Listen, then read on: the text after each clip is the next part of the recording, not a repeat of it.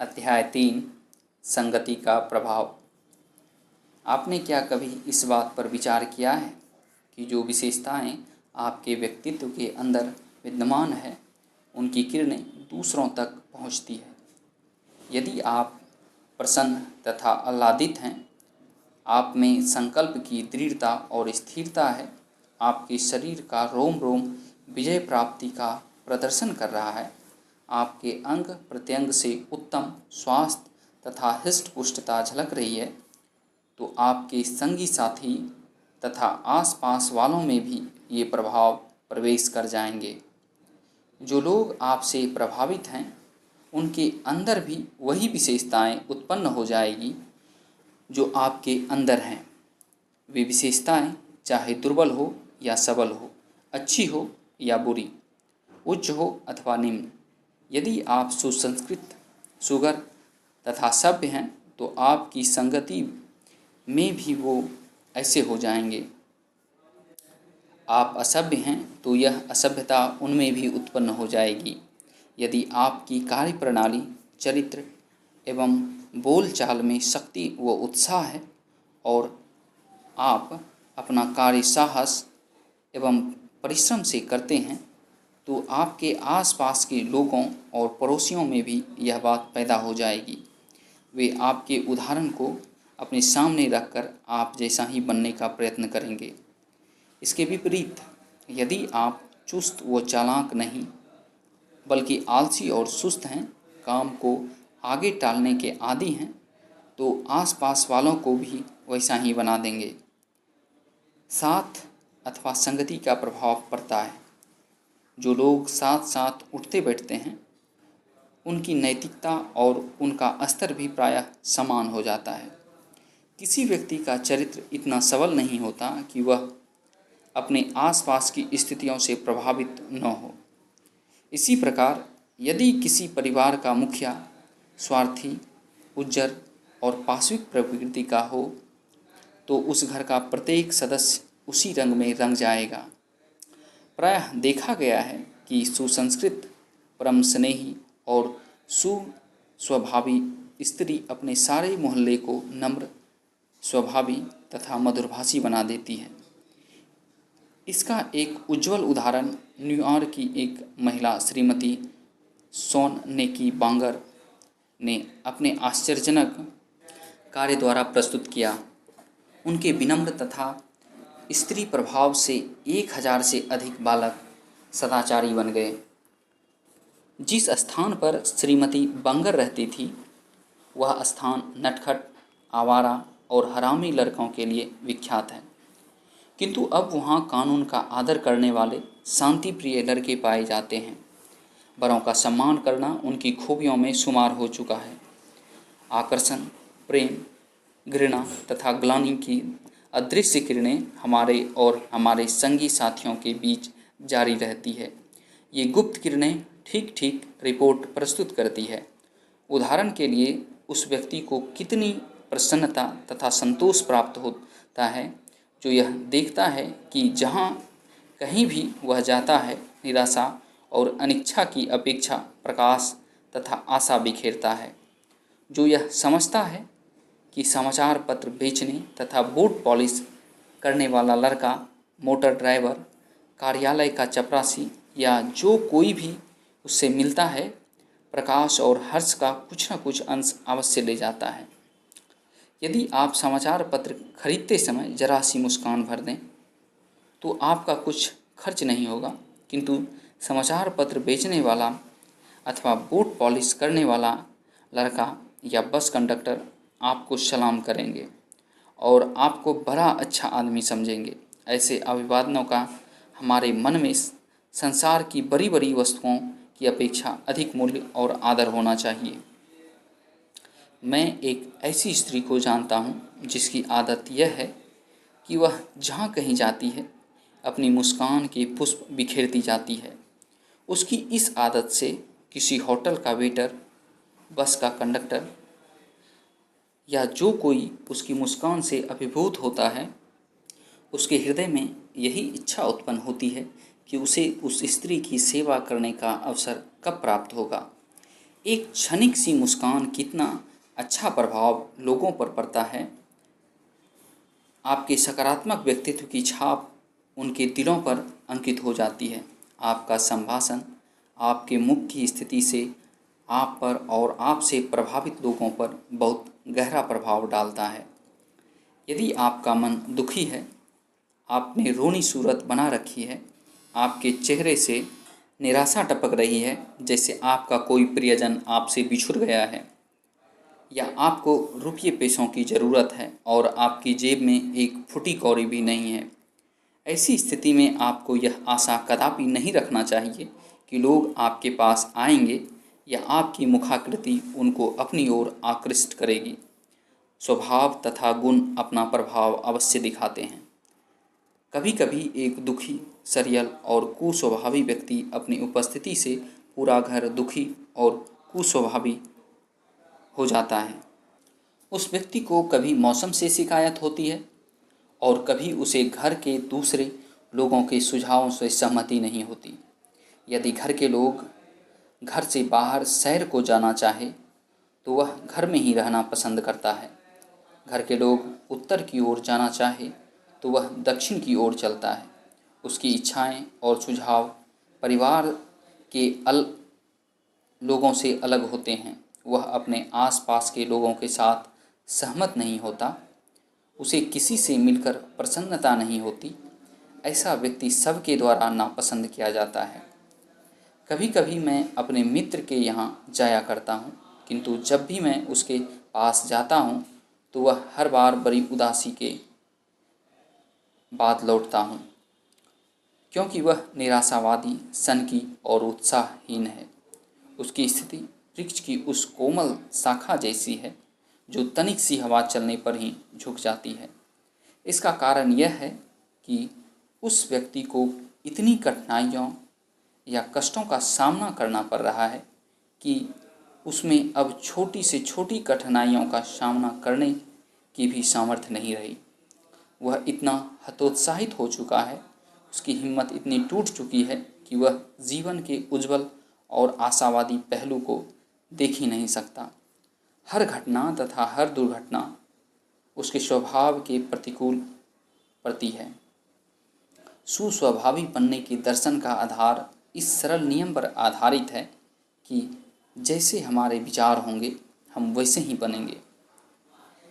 जैसी हमारी आदतें होंगी, हम परिस्थितियों को जिस दृष्टि से देखेंगे उसी ढर्रे पर हमारा जीवन ढल जाएगा। यदि हमारे विचार वीरों, साहसियों, ईमानदारों तथा सज्जनों जैसे होंगे तो हम वीर, ईमानदार और सज्जन बन जाएंगे और हमारे जीवन में सुख ही सुख होगा। यदि हमारे विचार कायरों, नीचों, कमीनों, लुच्चों, लफंगों, बदमाशों और बेईमानों जैसे हैं तो हम ऐसे ही बन जाएंगे। तब हर ओर से हम पर धिक्कारों की बौछार होगी। हर घड़ी हम पर भय और आतंक का छाया रहेगा। हम हर समय उदास, निढाल और दुखी रहेंगे। मैक्सवेल ने कहा है, जो कुछ हमारे मन में होता है उसका हमारे विचारों, अनुभूतियों और भावनाओं पर भारी प्रभाव पड़ता है। हम पर अपने आसपास उठने बैठने वालों, मित्रों तथा कुटुंबियों के स्वभाव, प्रकृति तथा आचरण का भी प्रभाव पड़ता है। यदि वे सनकी, निराशावादी, मुरझाए से हैं और उनके विचार भी गिरे हुए हैं तो हम पर भी उसका अच्छा प्रभाव नहीं पड़ेगा। यदि उनके विचार उच्च व महान हैं, उनके संकल्प ऊंचे तथा उनका साहस बड़ा यानी विशाल होगा तो हम में भी ये गुण उत्पन्न हो जाएंगे। बहुत से चिकित्सक ऐसे हैं जो औषधियों का प्रयोग बहुत कम करते हैं, फिर भी वे बहुत सफल चिकित्सक माने जाते हैं। कारण इसका यह है कि वे स्वभावतः प्रसन्नचित्त होते हैं, अधिक विनम्र होते हैं, उनका मुख सदा हर्ष से खिला रहता है। उनकी संगति में रोगी भी उल्लास का अनुभव करता है। वे जानते हैं कि रोगी को औषधि की अपेक्षा आशा तथा प्रोत्साहन की अधिक आवश्यकता है। इसलिए वे यथासंभव रोगी को सांत्वना देते हैं और उसे आशा बंधाते हैं, क्योंकि वे इस बात को जानते हैं कि औषधि से अधिक प्रभावी आशापूर्ण व प्रसन्नतादायक विचार होते हैं। किसी प्रिय मित्र, संबंधी या प्रेमिका के आगमन पर हमें हार्दिक प्रसन्नता होती है। हमारा मुख उल्लास से चमकने लगता है और हमारी चिंता, पीड़ा व वेदना अदृश्य हो जाती है। इसके विपरीत यदि ऐसा व्यक्ति आ जाए जिसके व्यक्तित्व से निराशा, उदासी, दुख या संताप टपक रहा हो, तो उसे देखते ही हमारे मन में एक असह्य बोझ पड़ जाता है। हम पर उदासी और चिंता की बदली छाने लगती है। ऐसे व्यक्ति की उपस्थिति में हम कितनी भी चेष्टा करें, हमारी स्वाभाविक विनम्रता प्रकट नहीं होती। हमारी बातचीत के समस्त स्रोत सूख जाते हैं। हम विनम्रता और जिंदादिली अपनाने का चाहे कितना ही प्रयत्न करें, हमारा यह प्रयत्न व्यर्थ हो जाता है। उस असह्य नकारात्मक व्यक्तित्व का विष मानो हमारे समस्त शरीर में प्रवेश कर जाता है, तब तक कि वह दूर न हो जाए। हमारी तबीयत ठीक नहीं होती, उसके चले जाने पर ही हम संतोष का अनुभव करते हैं। व्यक्तित्व, पर्सनैलिटी नकारात्मक नेगेटिव या सकारात्मक पॉजिटिव हो, वह अपना आचरण प्रकट करता है। जो व्यक्ति ऐसे व्यक्तित्व वाले होते हैं, अपने आचरण को अपने चेहरे से प्रकट कर देते हैं। उनके बोल चाल के ढंग और आदतों से सब स्पष्ट हो जाता है। जो कुछ उनके अंदर होता है वही बाहर आता है। उदाहरण के लिए, यदि उनके अंदर द्वेष, वैर, शत्रुता और घृणा का विष भरा हुआ है, तो यह उनकी जिह्वा तथा उनके चरित्र से प्रकट हो जाएगा। इसी प्रकार यदि उनके हृदय में दूसरों के लिए सहानुभूति, प्रेम और भलाई की भावनाएं विद्यमान है, तो उनके कर्म और वचन इन्हीं विशेषताओं का प्रतिनिधित्व करेंगे। व्यक्तित्व का प्रभाव दूसरे पर अवश्य और शीघ्रता से पड़ता है। एक स्वार्थी व्यक्ति की कृपणता तथा अधमता का दूसरा व्यक्ति बहुत शीघ्र अनुमान लगा सकता है। जब कोई निर्लज्ज और स्वार्थी व्यक्ति हमारे पास आता है, हमसे हाथ मिलाता है, तो हमें उसकी निर्लज्जता और स्वार्थ का अनुभव शीघ्र हो जाता है। उस समय हमें ऐसा प्रतीत होता है मानो हमारे अंदर से कोई चीज़ निकल गई है। वह अपनी उपस्थिति से हमारे हे तथा निकृष्ट विचारों व अनुभूतियों को जागृत कर देता है, क्योंकि उसके व्यक्तित्व पर ऐसी ही ओछी आदतें छाई हुई होती है और दूसरों को भी वह उन्हीं से प्रभावित कर देता है। एक सिद्धांतहीन तथा पथभ्रष्ट व्यक्ति की संगति से हमें ऐसे कार्य करने की प्रेरणा प्राप्त होती है जिनसे हम घृणा करते हैं, किंतु एक सज्जन पुरुष की उपस्थिति में हमें ऐसे विचार से भी घृणा होती है। सिद्धांत विहीन व्यक्ति के पास रहकर वे सारे को विचार व भावनाएं जो हमारे विचारानुसार मिट सकते हैं, पुनः जीवित हो उठती है। हमारे अंदर जो सज्जनतापूर्ण, पवित्र तथा उच्च विचार होते हैं वे दब जाते हैं, किंतु निकृष्टतम आदतें प्रकट हो जाती है। यदि हम किसी सज्जन, वयोवृद्ध तथा महान व्यक्ति से मिलें, तो हम अपने अंदर एक ऐसा परिवर्तन अनुभव करते हैं जो हमें उच्च, सज्जन और महान होने का संदेश देता है। हमें यह ज्ञात होता है कि जिस वायु में हम श्वास ले रहे हैं वह बदल गई है। हमें एहसास होता है कि हम कोई घटिया और नीचतापूर्ण कार्य कर ही नहीं सकते।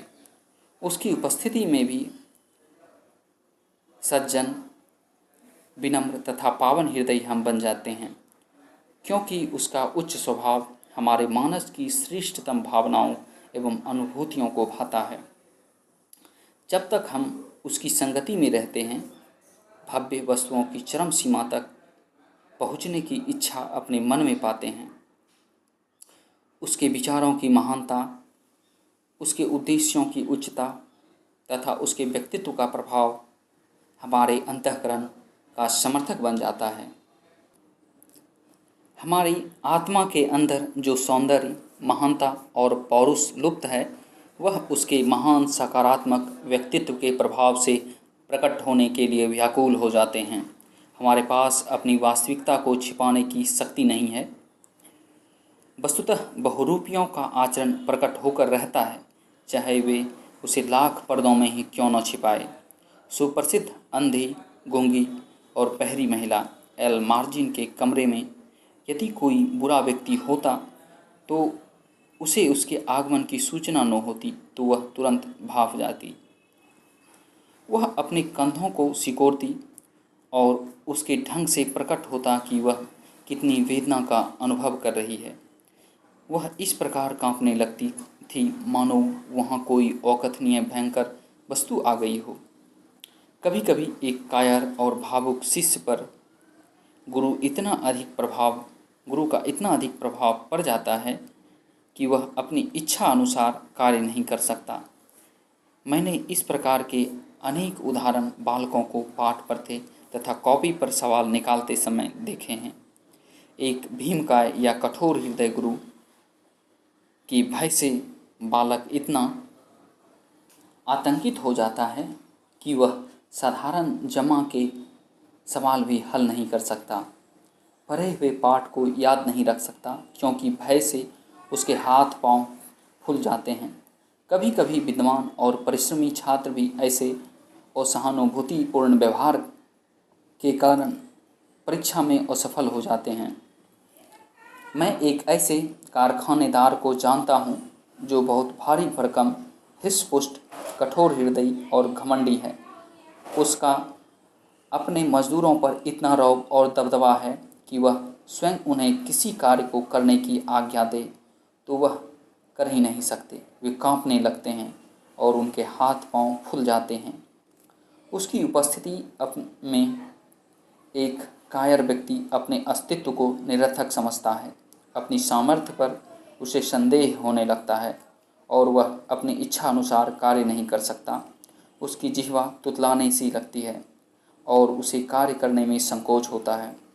वह अपनी मानसिक शक्ति, चेतना और निर्णय क्षमता को अधिकाधिक व्यय करने के बावजूद एक निरक्षर मात्र तथा मूर्ख बन जाता है।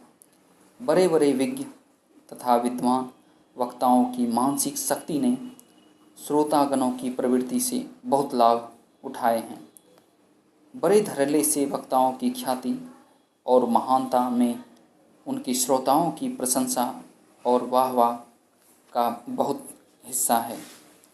ऐसे श्रोताओं की उपस्थिति से वे प्रोत्साहित होते हैं, उनके मस्तिष्क को कोई शक्ति प्राप्त होती है और इस प्रकार वे भाषा, सौंदर्य तथा धुआंधार भाषण कला के सागर पाट जाते हैं।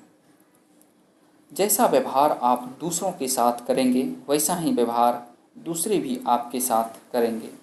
यदि आप किसी व्यक्ति के साथ कमीनगी, घृणा तथा ग्लानि से भरा हुआ व्यवहार करेंगे तो वह मन में भी आपके लिए वैसे ही विचार उत्पन्न करेंगे। यह असंभव है कि उनके मन में आपके इस व्यवहार से प्रेम, आभार तथा प्रशंसा के भाव उत्पन्न हो। मन की तुलना चुंबक से की जा सकती है। वह दूसरों के अंदर से अपनी आकर्षण शक्ति द्वारा खूबियाँ निकालता है जो उसके अपने अंदर में छिपी होती है। यदि हम अपने मित्रों का आदर और उनसे प्रेम करते हैं, यदि हम वास्तव में उनकी अच्छाई तथा कल्याण में रुचि लेते हैं और उनकी यथासंभव सहायता करना चाहते हैं, तो उनको भी हमारी भलाई का वैसा ही विचार होगा। हर व्यक्ति जिसके साथ हम उठते बैठते हैं और काम करते हैं, हमारे जीवन में कुछ न कुछ परिवर्तन अवश्य उत्पन्न करता है। हम वह नहीं रहते जो पहले थे। दूसरों का साहस देखकर या उसके बारे में सुनकर हम बहुत प्रभावित होते हैं। जैसे वीरता के कारनामे को देखकर हमारे रक्त में भी गति आ जाती है। हमारी भी इच्छा होती है कि हम संसार को कुछ करके दिखाएं, कुछ बनकर दिखाएं। हमारा मान सम्मान और सदाचार लोगों के विचारों का परिणाम है जो हमारे प्रति उनके हृदय में पाए जाते हैं। जब हम किसी व्यक्ति से मिलते हैं तो एक विशेष प्रभाव उसके हृदय पर छोड़ देते हैं। हमारी बोलचाल तथा व्यवहार से हमारी शिक्षा, सभ्यता एवं हमारी संस्कृति का पता लगता है। उन सब से ज्ञात होता है कि हम किस स्वभाव के लोगों की संगति से लाभान्वित हुए हैं, हमने किस प्रकार की पुस्तकें पढ़ी हैं। यही सब चीज़ें हमारी भाषा, निरक्षरता, असभ्यता और उज्जरपन का पता देती है, और इन्हीं के द्वारा हमारी सज्जनता और ईमानदारी को नापा जाता है। जब हम दूसरों से मिलते हैं तो वैयक्तिक चुंबक का विनिमय होता है। हम एक दूसरे को अपनी मुरझाहट या ताजगी देते हैं। प्रत्येक व्यक्ति एक विद्युतीय बैटरी है जो आसपास वाले के लिए एक सकारात्मक या नकारात्मक होती है। मेरे मित्र की एक छोटी सी बच्ची है जो कहा करती है, मैं बहुत खुश हूँ क्योंकि सब मुझसे प्रेम करते हैं। दरअसल वह जानती ही नहीं कि दुख व चिंता किसे कहते हैं और कोई व्यक्ति दुखी या चिंतित क्यों होता है। हर कोई उस बच्चे से स्नेह रखता है इसलिए कि वह सभी से प्रेम करती है। जब वह बगीचे में जाती है तो गुलाब आदि के खिले पुष्पों को देखकर तालियां बजाती है। इसका कारण यह है कि हंसमुख और जिंदा दिल है। उसे अनुभव होता है कि हर पुष्प उसे यही संदेश देता है कि हंसो और मुस्कुराओ। प्रकृति की हर वस्तु परमपिता की सृष्टि तथा कला की साक्षी रही है।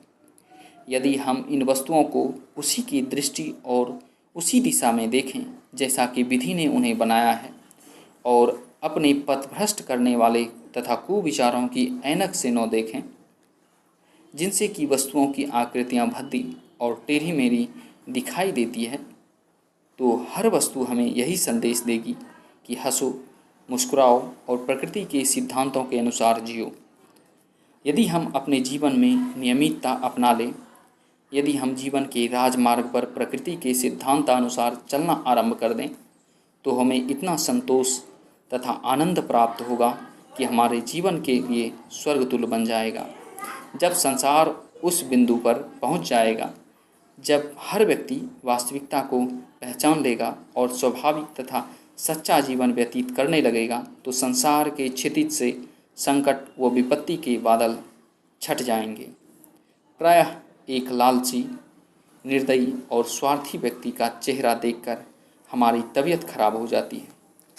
ऐसे व्यक्ति का अस्तित्व स्वाभाविक सौंदर्य और प्रकृति की सुंदरता में दोष निकालता है। प्रकृति के सौंदर्य तथा पवित्रता में ऐसी असह्य वस्तुओं के लिए कोई स्थान नहीं। देखिए तो उन चेहरों, पुष्पों, लहलहाते हुए उद्यान के सौंदर्य, सुखद वनों तथा मनोहर पक्षियों एवं पशुओं की सुंदरता में कितना अंतर है। प्रकृति के साम्राज्य में स्वार्थ, लालच, धोखा, आडंबर तथा पाप के लिए कोई गुंजाइश नहीं।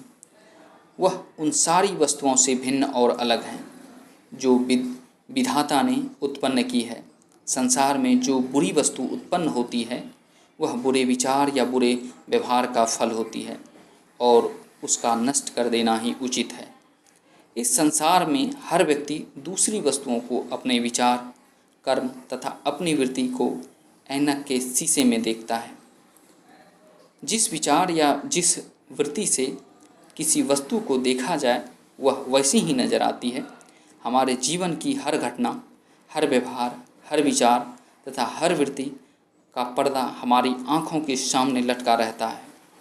जब हम किसी वस्तु को देखते हैं तो हमें उस पद के अंदर से दृष्टि पार करके देखना पड़ता है।